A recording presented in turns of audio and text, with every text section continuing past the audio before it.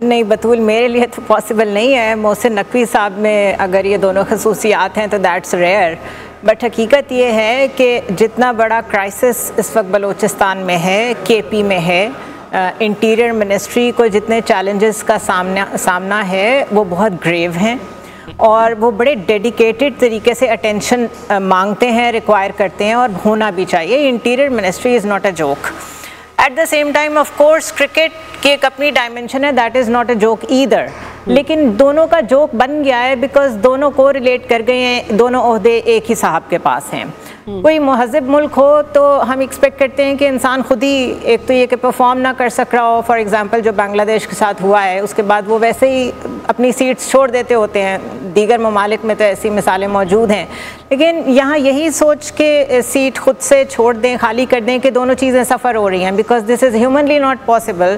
Interior ministry کس طرح کام کرتی ہے، کس لیول پہ آپ کو آپریٹ کرنا پڑتا ہے، اسی لیے آپ نے ایس ایچ او کی مار ہے والا آپ نے بیان دیا، بیکاز آپ کو گراؤنڈ ریالٹیز نہیں پتہ کہ وہاں پر ہونے کیا جا رہا ہے، ہو کیا رہا ہے. میں نے ایک بہت ڈیٹیلڈ انٹرویو کیا انوار الحق کاکڑ صاحب کا، اور انہوں نے ایڈمٹ کیا ہے کہ میرا سوال یہ تھا کہ ریکوڈک میں 15% کنٹریبیوٹ کرنے جا رہے ہیں سعودی عربیہ. بلومبرگ میں رپورٹ آئی ہے، CPEC is already the cornerstone. آپ یہ سب کیسے سیکیور کریں گے اگر بی ایل اے کی لیتھیلٹی بڑھ رہی ہے؟ تو ان کا بھی یہی خیال تھا کہ جب تک وہاں سیکیورٹی نہیں آئے گی ڈیولپمنٹ نہیں ہو سکتی. تو یہ چیلنج اتنا بڑا ہے کہ مجھے نہیں معلوم کہ وہ اس کو کرکٹ کے ساتھ کیسے مینیج کر رہے ہیں. میں صرف اتنا ہی انالیسس دے سکتی ہوں. یہ انپریسیڈنٹڈ ہے آپ کے لیے. جی محمد عادل صاحب، جو موجودہ سال ہے، اس اگست میں جو حملے ہوئے تھے وہ پچھلے سال سے زیادہ ان میں شدت آ گئی، اور بنگلہ دیش نے پاکستان کو وائٹ واش کر دیا، ورنہ ہم لوگ بنگلہ دیش کی ٹیم سے تو ماضی میں بہتر ہی ہوا کرتے تھے. تو یہ محسن نقوی صاحب کی کیا اسٹریٹجی ہے، کیا رہے ہیں، ان کے دماغ میں چل کیا رہا ہے؟ دیکھیں، محسن نقوی صاحب جو ہے وہ جیسے کہتے ہیں نا کہ اختیارات ان کے آپ کو پتہ ہے کہ وہ کس طرح سے آئے ہوئے ہیں اور کس طرح سے حکومت کا حصہ بنے ہیں. اور وہ تو نائب وزیر اعظم بننے کے چکر میں تھے. اگر نواز شریف فوری ایکشن لے کے اسحاق ڈار کو نائب وزیر اعظم نہ بناتے تو اس وقت تو وہ با اختیار ہیں. اور لیکن اس کا فائدہ ان کو تو پہنچ سکتا ہے، ان کی شخصیت کو تو پہنچ سکتا ہے، ملک کو نہیں پہنچ رہا. اس وقت ملک میں بدترین دہشت گردی ہے، وہ تمام ملک کے اندر یہی صورتحال ہے. انٹیریئر منسٹری جو ہے وہ جسے کہتے ہیں نا ایک پارٹ ٹائم وزیر داخلہ مسلط ہے اس کے اوپر. نہ وہ کرکٹ پر اس طرح توجہ دے پا رہے ہیں، نہ وہ انٹیریئر منسٹری میں جو ہے جو اس کی ضرورت ہے دہشت گردی پہ فوکس ہونا چاہیے اس پہ توجہ دے پا رہے ہیں. تیسرا سونے پہ سہاگا یہ ہے کہ وہ ترقیاتی کاموں کے اندر شہباز شریف سپیڈ کو بھی جو ہے نا وہ اس سے بھی ڈبل سپیڈ پہ کام کر کے اپنا نام جو ہے وہ پیدا کرنا چاہ رہے. جب وہ کیئر ٹیکر وزیر اعلیٰ تھے پنجاب کے اندر تو تب بھی انہوں نے ایک ریکارڈ ترقیاتی کام کیے. ابھی بھی ان کا فوکس یہی ہے. انہوں نے پورے اسٹیڈیمز بجائے اس کے کہ کرکٹ پہ توجہ دیں، انہوں نے اسٹیڈیم کو توڑ پھوڑ کر دی ہے. اسلام آباد میں ان کے جہاں دل کرتا ہے وہاں پہ وہ انڈر پاس اوور ہیڈ برج بنانے کی کوشش کر رہے ہیں. تو وہ اس قسم کی جو سوچ رکھنے والا جو ایک غیر سنجیدہ اور ملکی جو معاملات ہیں ان کو نہ سمجھنے والے شخص کو جو ہے وہ وزیر داخلہ بنا دیا گیا ہے. گو کہ ان کی بیک بہت مضبوط ہے، اور ہم نے ماضی میں دیکھا ہے کہ وزارت داخلہ میں اسی طرح کے وزیر داخلہ ہوتے ہیں جن کو پنڈی سے جو ہے سپورٹ ہوتی ہے. لیکن اس وقت ملک کے حالات اور ڈائنامکس بہت مختلف ہیں، تو اس لیے ریاست کو اور ان کے حمایتی ہیں یا ان کے جو پس پردہ جو افراد ہیں ان کو سوچنا چاہیے ایک ایسے وزارت کے اندر جس کا فوکس ہونا چاہیے دہشت گردی، اور جو وہاں پر جو ہے ایک سیریس آدمی کو جو ہے وزیر داخلہ لگانا چاہیے. تو میں یہ سمجھتا ہوں کہ اب مجھے جو یہاں پر ان کا رویہ لگتا ہے وہ تو سیریس ہی نہیں لیتے، گورنمنٹ کو تو بادر ہی نہیں کرتے. اور دوسرا ایک اور چیز ہے کہ وہ ہر اس مذاکرات میں بھی شریک ہوتے ہیں جو جہاں پر ان کی ضرورت نہیں ہوتی لیکن وہ اس کا بھی حصہ ہوتے ہیں. تو وہ ملٹیپل ٹاسکنگ ان کے پاس. جی محمد عادل صاحب، مجھے آپ کو روکنا پڑے گا. صاحب محمد عادل کہہ رہے ہیں کہ جہاں ان کو نہیں ہونا چاہیے وہاں بھی ہوتے ہیں مذاکرات میں، غیر سنجیدہ ہیں، معاملات کو سمجھتے نہیں ہیں.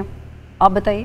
دیکھیں بطول کرکٹ کے اوپر تو میری کوئی ایکسپرٹیز نہیں ہے، اس لیے میں کرکٹ گیم پہ تو نہیں کامنٹ کر سکتا.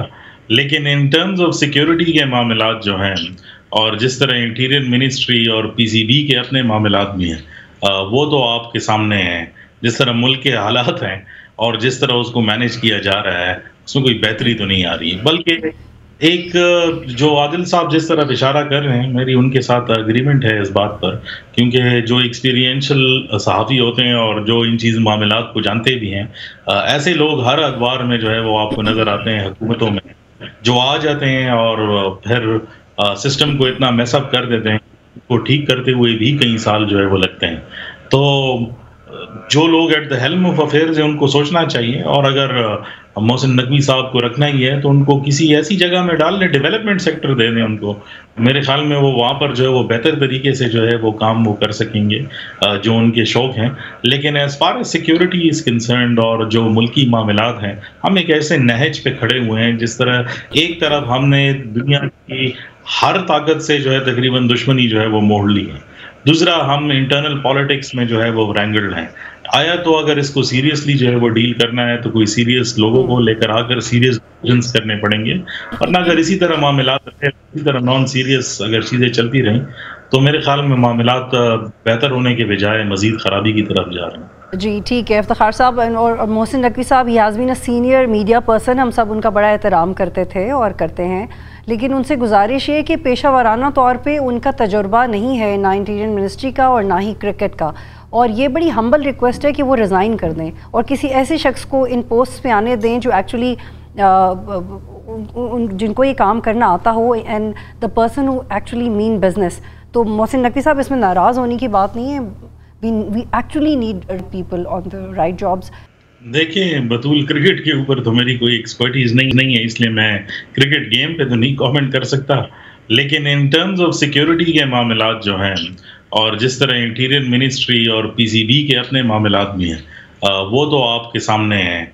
जिस तरह मुल्क के हालात हैं और जिस तरह उसको मैनेज किया जा रहा है, उसमें कोई बेहतरी तो नहीं आ रही। बल्कि एक जो आदिल साहब जिस तरफ इशारा कर रहे हैं, मेरी उनके साथ एग्रीमेंट है इस बात पर, क्योंकि जो एक्सपीरियंशियल सहाफ़ी होते हैं और जो इन चीज़ मामलात को जानते भी हैं, ऐसे लोग हर अखबार में जो है वो आपको नज़र आते हैं हुकूमतों में, जो आ जाते हैं और फिर सिस्टम को इतना मेसअप कर देते हैं, को ठीक करते हुए भी कई साल जो है वो लगते हैं। तो जो लोग at the helm of affairs हैं उनको सोचना चाहिए, और अगर मोहसिन नकवी साहब को रखना ही है तो उनको किसी ऐसी जगह में डाल लें, डेवलपमेंट सेक्टर दे दें उनको। मेरे ख्याल में वो वहाँ पर जो है वो बेहतर तरीके से जो है वो काम वो कर सकेंगे जो उनके शौक़ हैं। लेकिन as far as security is concerned और जो मुल्की मामलात हैं, हम एक ऐसे नहज पे खड़े हुए हैं जिस तरह एक तरफ हमने दुनिया की हर ताकत से जो है तकरीबन दुश्मनी जो है वो मोड़ ली है, दूसरा हम इंटरनल पॉलिटिक्स में जो है वो रैंगल्ड हैं।